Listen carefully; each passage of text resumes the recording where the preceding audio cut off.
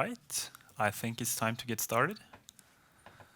I'm here to talk about the pipeline we use in Spacemaker and how we use Kubernetes and Google Cloud PubSub to create that pipeline.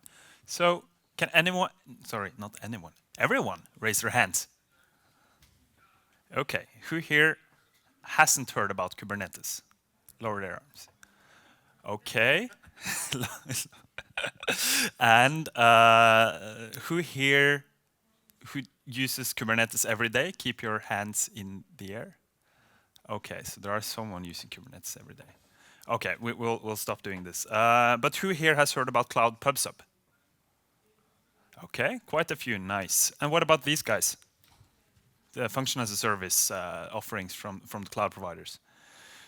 Okay, so my name is Hkon mdal. I'm a data engineer at Spacemaker. I'll give a brief introduction to Spacemaker in a couple of slides.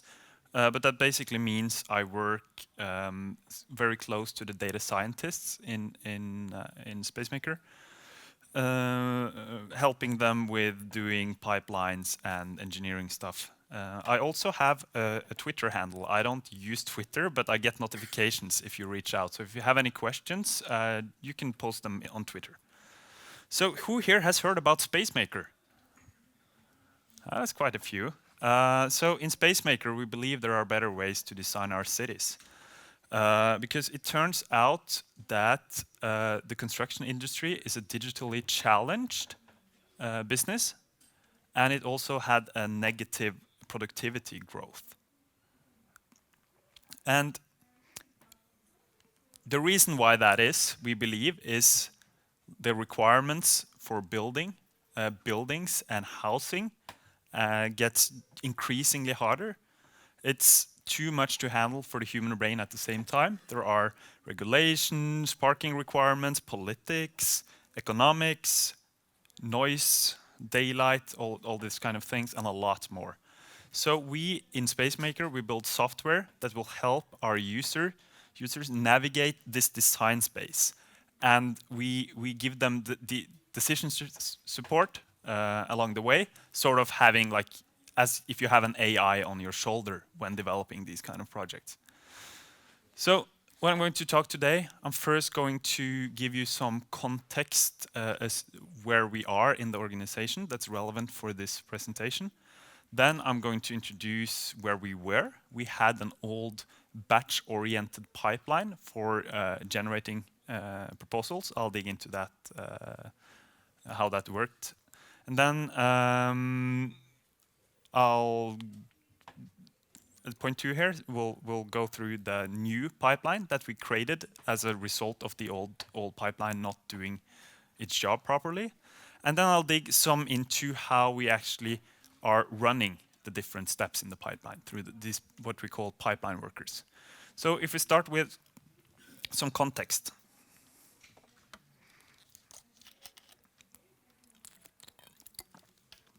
Basically, we have an AI engine.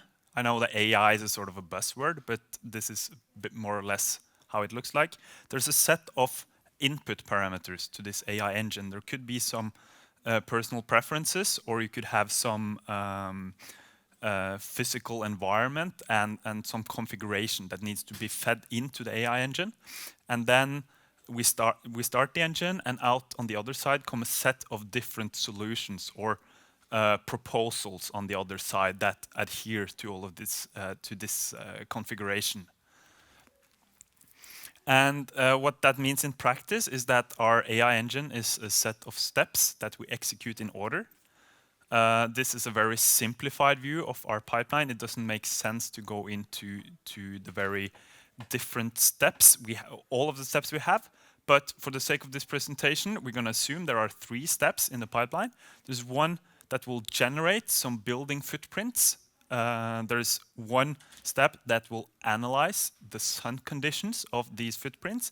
And there will be a search optimize type of engine on the end that will look for the best solutions and try to incrementally improve them.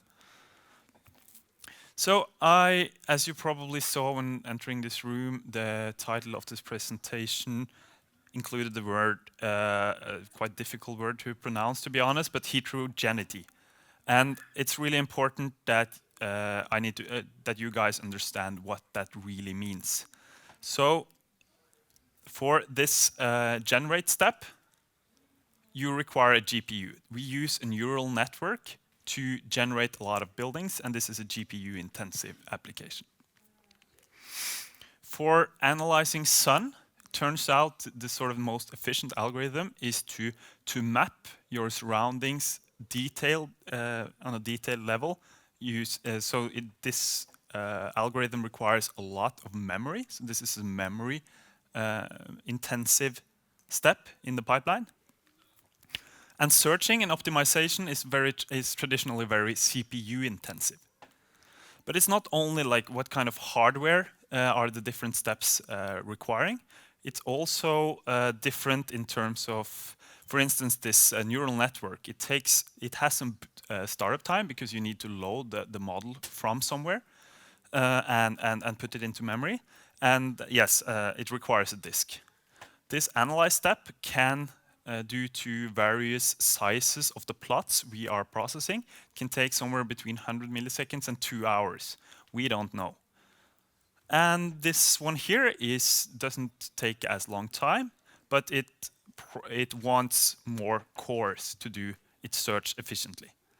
So this is what I mean. Like we have distinct steps in the pipeline, all have different requirements to their runtimes, to their underlying hardware.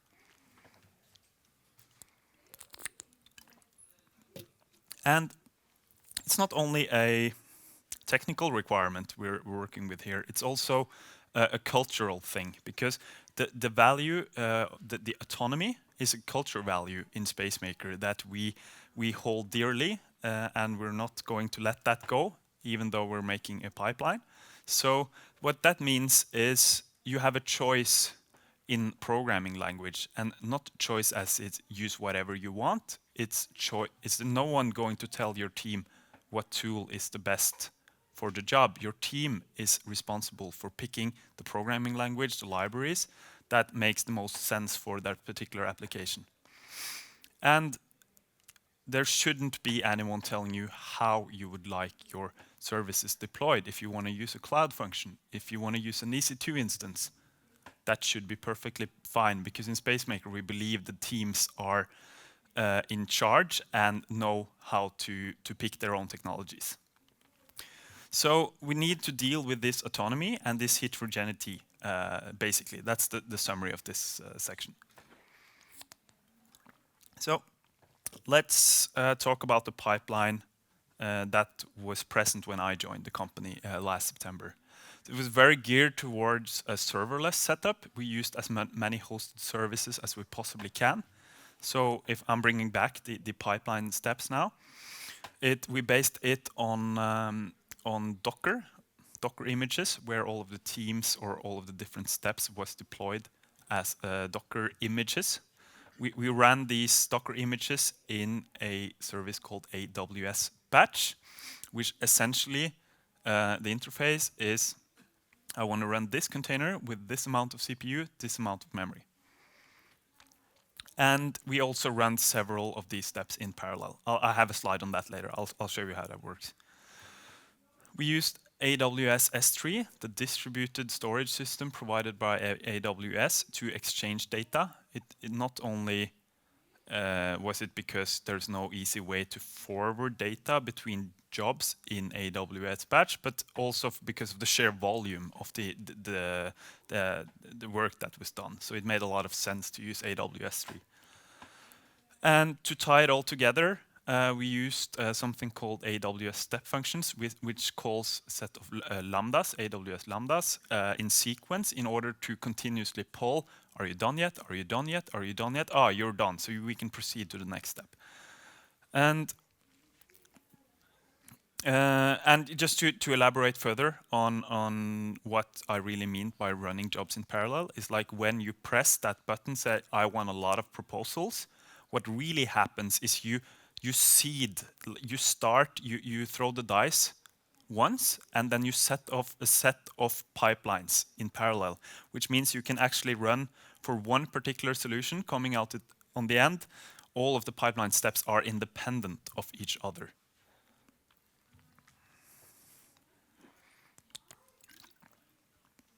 And we're kind of super happy about having no servers. And I cannot stress this enough. Not having a platform, not having infrastructure, especially in a startup where you're sort of working to find a product market fit, you need to do cheap experiments. This is a great solution. But we came to the point, this felt a lot like trying to knock in a square peg and fit it into a round hole. And for those of you who have seen Bird Box, it's like we thought it was like that thing in Bird Box. Every time we looked at it, we wanted to smash our heads against the wall real hard. So it had a set of problems. It was really pricey because we had to tune the resource usage for all the worst case scenarios. Because we had some of these generations working on very, very large plots, consuming a lot of resources, and there was no way we could tune the memory usage for the average case. So we always had to go up and say, oh, this step requires 60 gigabytes of memory, although we knew the average case was just 5 gigabytes, because we had the occasional plot that would consume that much memory. It was close to impossible monitoring what's inside AWS batch. We tried installing some Prometheus exporters, and that didn't work very well. And we struggle with performance because for every single step, although as some previous slides ago, I told like each step was independent of each other after you've thrown the dice, we still had to wait for all the outliers before proceeding to the next step. And provisioning instances, which means I want to run 1,000 jobs, but we don't have the hardware. So AWS will schedule that for us, and that could take like 10 to 15 minutes at worst. So that's not really great. Personally, I love testing in production. There are a lot of good reasons to do that, but not in this case. We had a lot of pipeline failures because there was no easy way to test your components. So that's a problem as well. So basically, this thing was too expensive, it was too slow, and it kind of doesn't deal with autonomy in terms of we have imposed a specific way of deploying your thing and a specific runtime. And it does definitely not deal with heterogeneity because you're restricted to the AWS batch runtime, which is works for something, it doesn't work for all things. So we started working on a new message-based pipeline. We started out with a simple question, I guess it's no surprise. Like, okay, what architecture are we looking at here? What do we really need in order to fulfill the requirements of the pipeline, preserving autonomy, dealing with heterogeneity? So we came up with something simple as a message-based model, where there would be producers and consumers dispatching a set of tasks on queues, and you had workers sort of picking up the task and performing the work. And this is where I introduced Cloud PubSub. There were some people who have used and heard about PubSub before. It's a great service. What the core of PubSub is a topic. A topic is more or less a queue, where you have a publisher that will publish messages to a topic. Cloud PubSub would store those messages for you, and you can set up a subscription on the other side to read messages there. And when you read a message, you're a subscriber, then you get to acknowledge or negatively acknowledge those messages. And when you have acknowledged the message, you are pretty much not going to see it again. You are, but most likely not. You can have one subscriber subscribing to multiple topics, as you can see on the left, and you can have multiple subscribers per topic. So let me walk you through some good points about PubSub compared to some other technologies we have here. The first one is that we needed is because there will be the occasional task in the pipeline we cannot process. And I've been working a lot with Apache Kafka before, and those poison pills, those kind of tasks that doesn't process, stalls the entire pipeline. But in Cloud PubSub, it can actually proceed without being able to read all the messages because there's a one at a time acknowledge message. In Kafka, it would say like, I don't understand this message, so I cannot proceed. And this is what we need. This is a good quality of Cloud PubSub. This one is pretty technical, interesting, and a great feature of PubSub, I'd say. By default, you get a very short lease period. So if you're a worker, you take a message off the queue, you have to continuously pull Cloud PubSub. I'm still working, I'm still working, I'm still working. And you do that every 25 seconds or so. And that means if you die, the message will reappear quite shortly because our processes die. This is compared to AWS SQS, which lets you upfront specify a lease period. So as for the analysis step, that could take somewhere between 100 milliseconds and 2 hours. You'd pick the message. I need it for at most, say, 2.5 hours. And then if you die after 10 seconds, that message will not reappear, and you basically stall the entire run there. So that's a very neat feature about Cloud PubSub. This one too, also compared to vanilla AWS SQS, is you can have multiple subscribers. And people wonder, like, why do you need multiple subscribers? Well, you normally say you have a topic that will produce tasks, and you'll have a production worker that will work on these tasks. You might also, instead of running a completely separate pre-production environment, you might have only a pre-production worker reading from the same amount of tasks. It could be that you're tuning your algorithms, and then it's very convenient to pick the same tasks, writing the results, and comparing them after based on the same input. And you could also connect some machine learning pipeline here if you want. So this multiple subscribers is really a neat feature and important for us in Spacemaker. So should I just stop the talk right here? Was it that easy? Why we can just say, hey team, we have PubSub now. Just start sending messages to each other like this, where like the output from each step goes from one step to another. And of course, not quite. First of all, who starts this thing? There are like hundreds and thousands of tasks per time the user presses the generate I want a lot of proposals button, but we need to know where they are and when they're done. Who has the central authority for identifiers? And who controls where to store all the data? So let me just restructure what you see here on the slide a little bit here. So what we ended up doing was that we, per distinct step in the pipeline, we created a topic, an input queue for that step in the pipeline. So in our case, we have a generate input topic, an analyze input topic, and a search input topic. And there will be a set of workers working and processing these messages. I'll explain more about these workers in particular in the last section of this talk. We'd have them write to a shared output topic. There's nothing wrong with having multiple workers writing to the same topic. And then we'd create a central broker doing these kind of things, that answering these kind of questions that I had on the previous slide.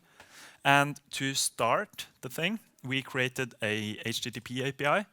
This is actually facing our users through our front end. So when you have this button, like this big red button, I want a lot of proposal, this will trigger this API. We'll post a message to an init topic, and the broker will pick it up and bootstrap the state. So to go into detail on how to start a run, you'll have an HTTP client, normally one of our front ends, user-facing front ends, that would post, I want to start a run with this number of solutions, and that step, that step, that step, and that step. Like the clients can configure how to set up the pipeline. This is not a fixed pipeline, but for the sake of presentation, I've just fixed the steps here. But basically, it's very flexible. The API would use a PostgreSQL database to create like this domain model, like this is a run. It would publish this run ID, like there's a run here. Can you start it to the init topic? And that run ID would be returned to the client. So the client can pull back, like, okay, what's the status? What's the deal with this run after it's started? The broker, which is another component that I explained, that I showed you at the previous slide, will receive this init message. It will also use, for now, the same database. We might change that in the future, but it's the same database. It will bootstrap some operational state to keep track of everything. And then it will send a set of messages to the first step, depending on how many solutions our users requested. Maybe 100, maybe 1,000. And it will forward that to generate in our case.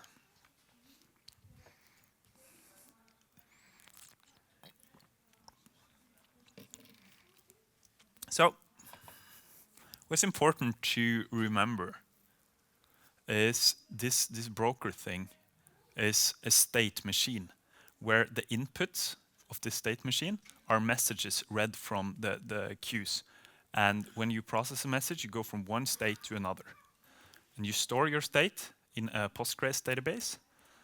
And if you successfully transition your state, you acknowledge the message. If you have been somewhat unsuccessful, you can timeout or negatively acknowledge the message.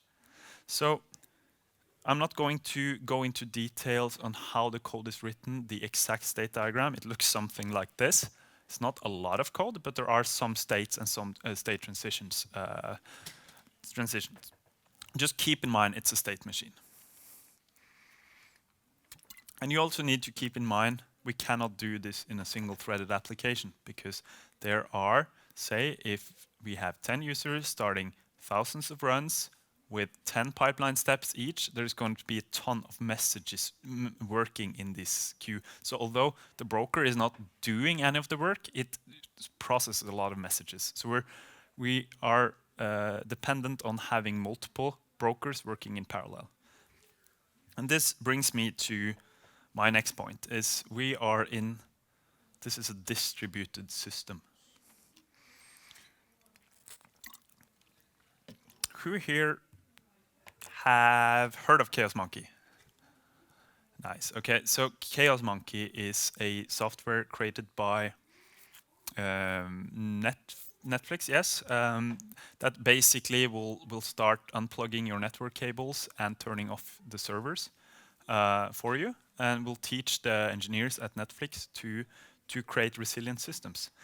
And we don't have Chaos Monkey in Spacemaker, but when we're in the distributed system, we must program as the service could randomly shut off, the network could be unplugged. That's the reality of working in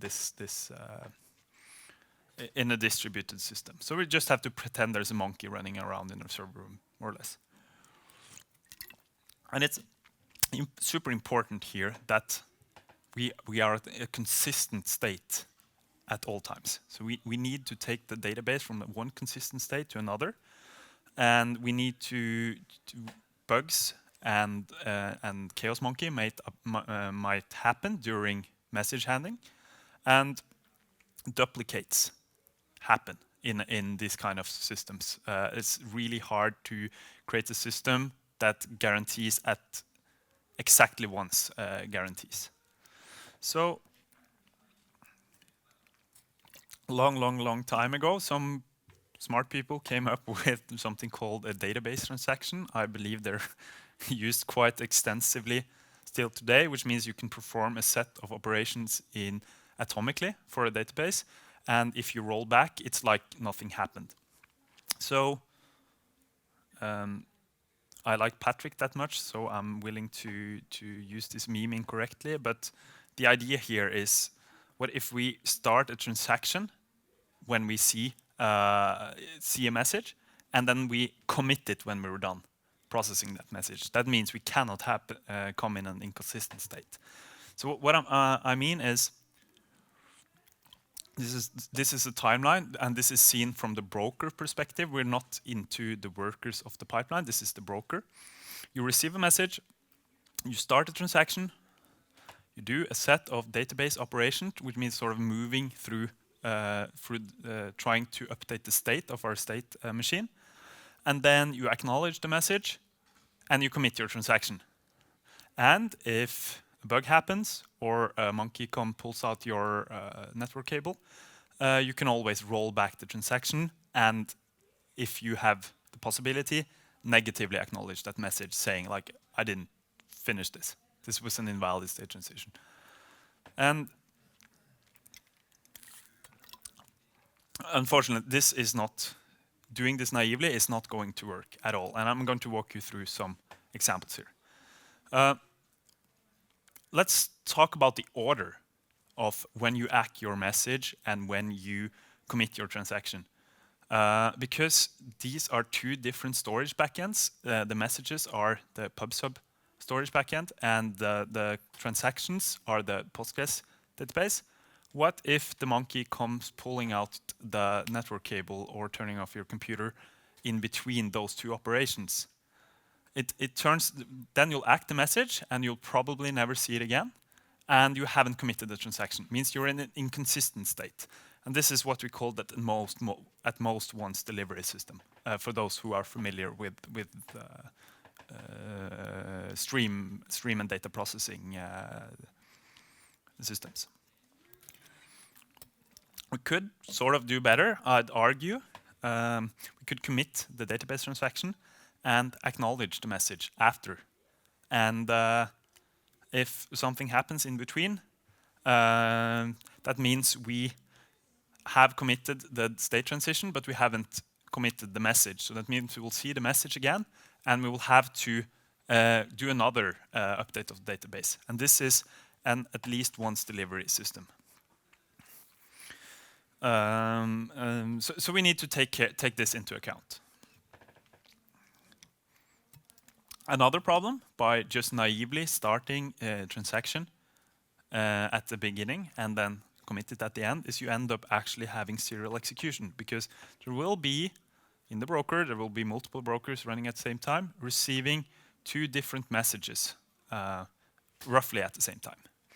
There will be one that will start the transaction first. As you can see here, broker 1 wins, broker 2 comes slightly after. The database will guarantee there will be an ordering between those two. And this broker 1 will be doing stuff while it's hard to tailor our queries in a way that the broker 2 will also be able to do stuff. So in our case, the broker 2 ended up waiting for the transaction and for the locks.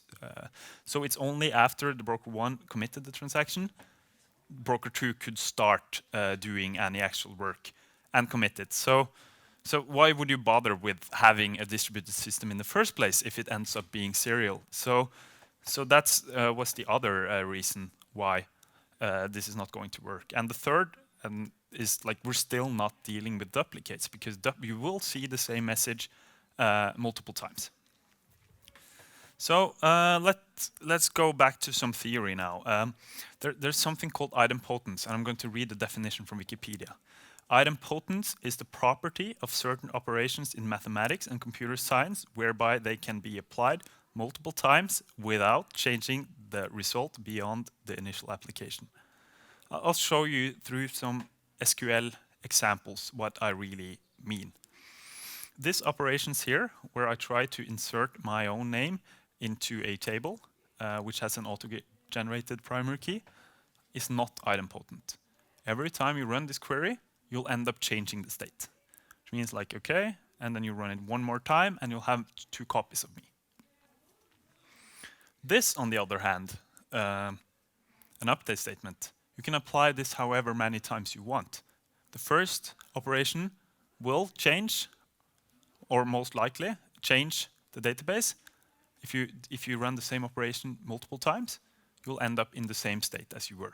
No problem. And a little more advanced example of an idempotent operation is what you call an upsert, which means you try to insert something. In our case, I try to insert my own name. In case it already exists, I update that particular value, so I don't touch the key. And this is the syntax for PostgreSQL. Insert into, and then on conflict, you do some updates. So what I'm trying to say here is by using idempotency, which are, in our case, since we use an SQL database, updates and upsert operations, and we already know upfront we have deterministic keys. So based on a message, you already know what keys you are trying to update. It's a prerequisite for having idempotent operations. You end up with a system that allows us for, we still need some transactions. There are still like a couple of database operations you really want to do in isolation. You can always like negatively acknowledge messages on errors in between, and you end up with the system that's always consistent. So to sum up,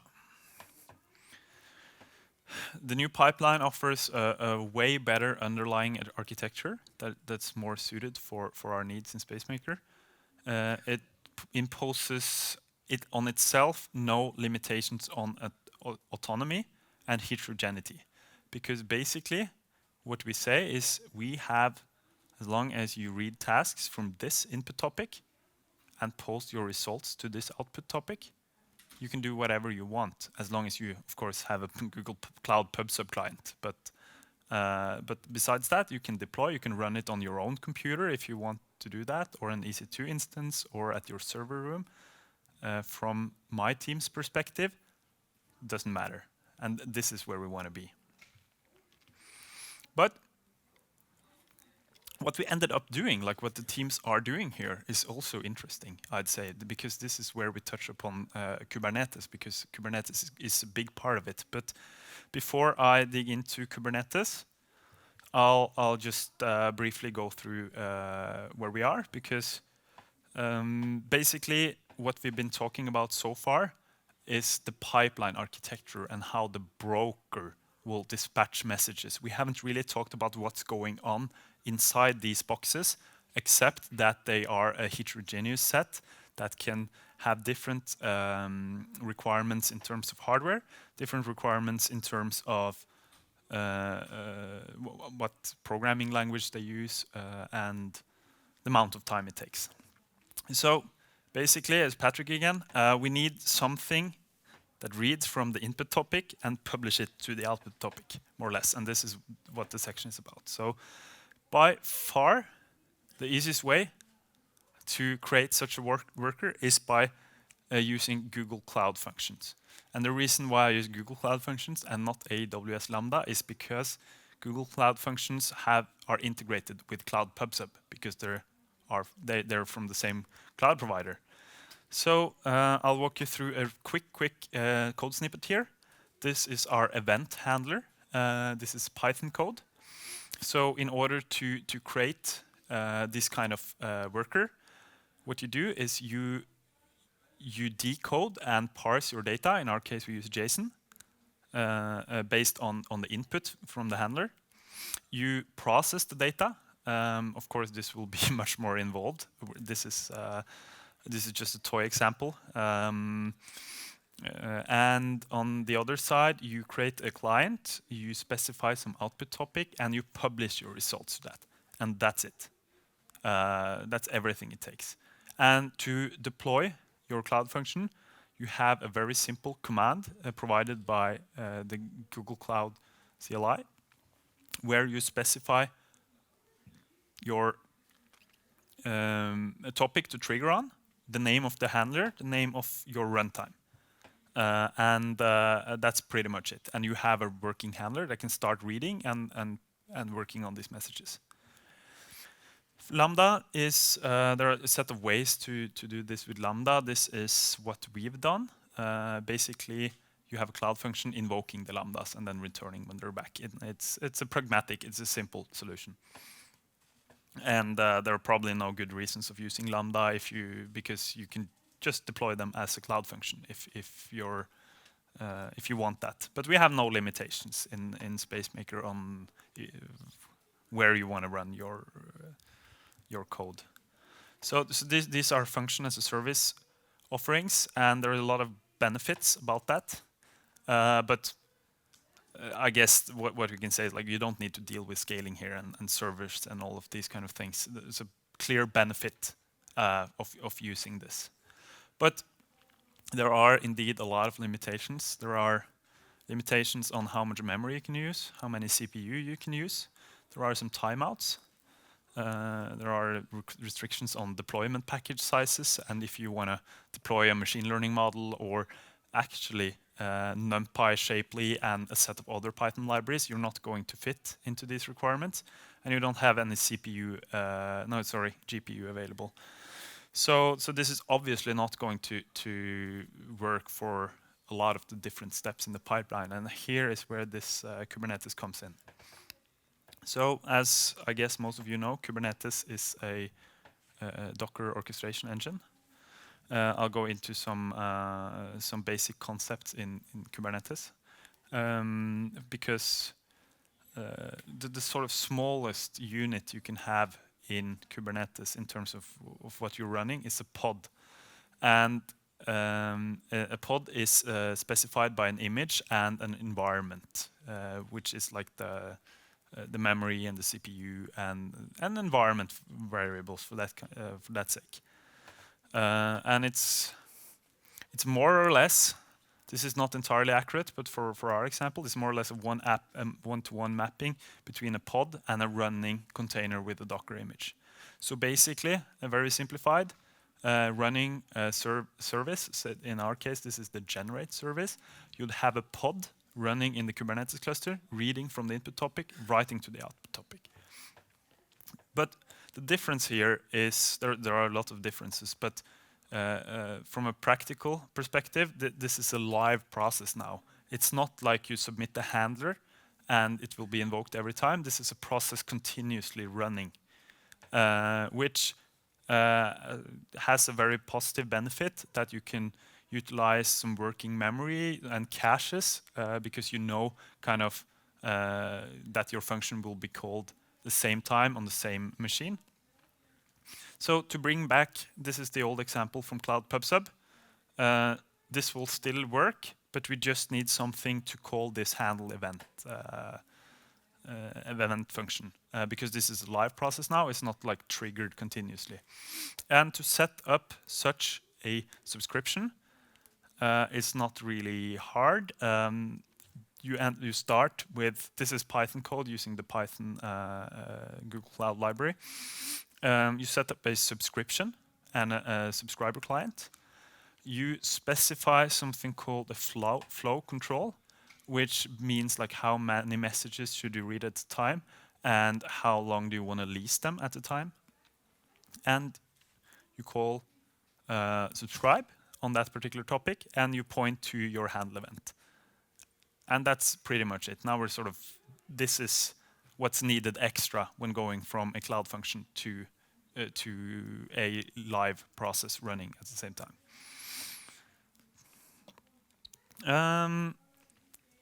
This is a part of a manifest on how to create a pod in Kubernetes. It's specified by an image. You upload and build your images, upload them to your container registry of choice. You specify the resource requirements. In our case, you request 1 GB of memory and 2 CPUs, and this is guaranteed. This is what you're guaranteed to have. So you can start. This is what you're guaranteed to have. And you also have a limit, which means like you think you're going to use 1 GB and 2 memories, 2 CPUs at the average case, but you know if you use more than 2 GB of memory and 4 CPUs, something is wrong or off, like this is not supposed to use this amount of resources. And what's really interesting here is now we're able to tune for the average case, because all of the resources you don't need, you'll hand off to all the other pods running in the cluster, but you're guaranteed to have these resources, and you can always go over these resources as long as you don't hit your limits. And the other pods using less than they're supposed to can hand it over, and that you can get a lot of utilization in your cluster because of this mechanism. And you can also mount some hard drives if you want to do that, if you have a machine learning model or credentials or anything. So, but does it scale? We have a lot of messages flowing in our pipeline. There's a peak on the slide. I just looked it up yesterday. We had a peak on 2,500 messages. And we need to be able to have a worker that can start processing those 2,500 messages more or less immediately. So how we solve that, I'm just going to introduce you another concept in Kubernetes that's relevant, which is a deployment that will ensure, that will sort of wrap your pods into a mechanism that will help you keep your pods alive and specify how many pods you want to be running in that particular deployment. And associated with these deployments, you can add something called a horizontal pod autoscaler that will help you adjust the numbers of pods running in each deployment. To specify such a autoscaler in Kubernetes, this is the config. You start by specifying, I want at least one pod running at all times, and at most 3,000 pods running at the same time. You specify some metric. There can be a lot of different mechanisms. You can create your own. In our case, this is integrated into Google Kubernetes engine, which we run our Kubernetes cluster in, and you're able to query PubSub for how many undelivered messages are in the system, so we can scale based on the number of messages. You also specify the topic, of course, or the subscription you want to listen to, and you point to that particular deployment you want to scale up and down. In terms of, so that's the horizontal pod autoscaling, but there will be going from 1 to 3,000 pods will require some extra hardware. And luckily, we don't need to think about that, because by using the built-in cluster autoscaler in Kubernetes and Google Kubernetes engine, as you can see here, there are 2 pods to be scheduled, and the cluster autoscale will provision a new node, and it will start running those pods behind the scenes. We don't need to care about that. It'll take roughly 20 to 30 seconds to get the new piece of hardware added to our cluster. So that was scale up. I'll briefly walk you through how scaling down works, because this is where it gets a little tricky. We have this. Imagine this is one of the steps in the pipeline working on 4 tasks. And you have 1 pod per task. And eventually, so you have 4 undelivered messages, unacknowledged messages. And eventually, one of them will be done, and the number of unacknowledged messages will be 3. So the autoscaler will then run on the side sigterm, send a sigterm signal to that pod, and that pod will disappear. And then time goes, another pod will be done, and you'll just have 2 unacknowledged messages. But it turns out we were lucky the first time, because this autoscaler has no clue who of these pods are really done. So it ends up randomly picking one of the pods to kill, because it's not really, and I see why that's the case, but it causes troubles for us. So what you end up with in this particular case is like pod 2 is going to die.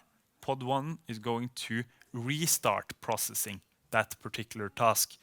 And you basically, what if pod 2 was nearly done, you basically wasted a lot of resources and hardware. And slowed down our pipeline drastically. Because if you have to restart the jobs all the time. So what we ended up doing is, if we get into the same situation again, where another pod is trying to be killed whilst they're working, there's a possibility to override the sig term handling in our application. So it means we can schedule that particular pod for termination. That way we don't kill it prematurely. So it can actually complete performing that task. But you have the issue that pod 1 will be up doing nothing. It's still a better use of resources, but it will still be working there. And when this thing is done, it will send, pod 4 is scheduled to shut down, so it will shut down, and then, only then, this other pod will die. So it feels like for this particular problem, we're trying to fit in a square peg into a round hole again. Because what we're really doing is we think we have a service that will continuously process the requests, but we are emulating, but we really have a job, like one message, run to completion, and then die. That's more or less the model we are at now. So there's a mechanism in Kubernetes jobs for that. We did a experiment. It didn't work very well because every time you start a job, you create so many Kubernetes resources. And on our scale, that was actually a problem for us. And honestly, I think this mind shift of having a worker-based model where you have something live, you can use caches, you can continuously work on the tasks, and maybe have more and smaller steps. I don't think that mind shift within Spacemaker is such a bad idea. But to sum up this pipeline workers section is like there's no restrictions, as I told you in the previous section, no restrictions and how and where to deploy those pipeline workers, which deals with autonomy, and the heterogeneity that we've discussed earlier. Kubernetes can deal with really, really, really well. So to sum up the presentation, on a more higher level, I'd say it's important to choose a fundamentally correct model, because by just moving from the old batch-oriented pipeline to a message-based pipeline that sort of fit Spacemaker as an organization and fit the requirements much better, and we're super happy about that. And on the other side, when trying to emulate, as we saw on the scale down particular issue, when you try to emulate jobs, when we really have picked a model that's based upon having live processes performing multiple tasks, you end up with something suboptimal. Well, still there, it still works pretty well, but it feels weird. Consistency, when you have a distributed system and multiple storage backends, that can be a tricky thing.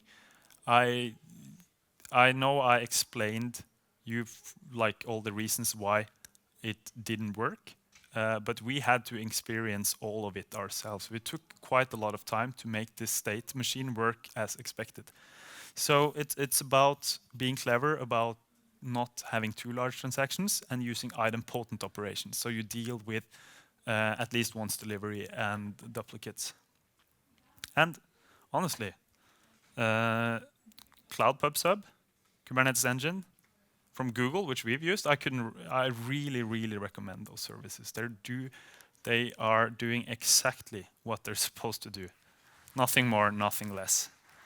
And yeah, and we do cool things in Spacemaker. I hope this slide has showed. So come work with us.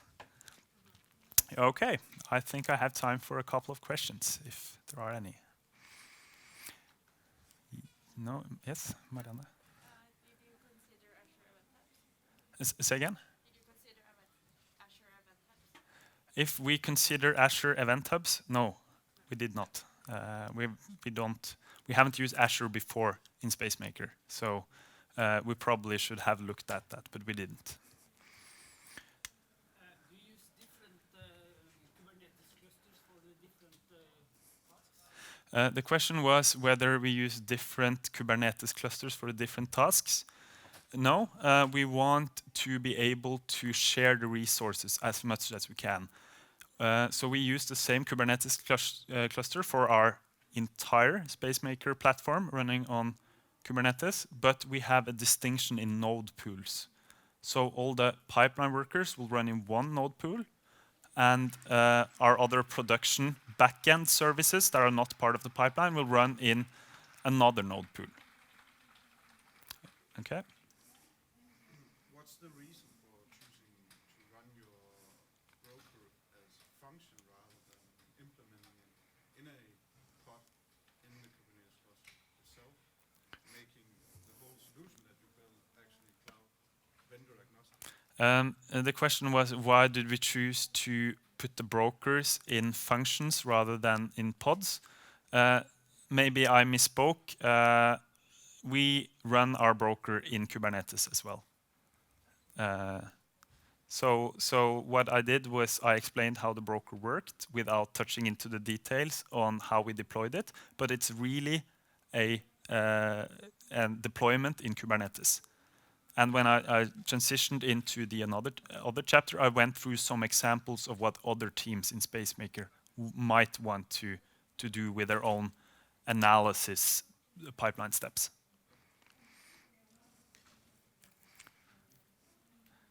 Okay, I think that's it. I can answer questions offline here if you want, if you have any. So thank you very much.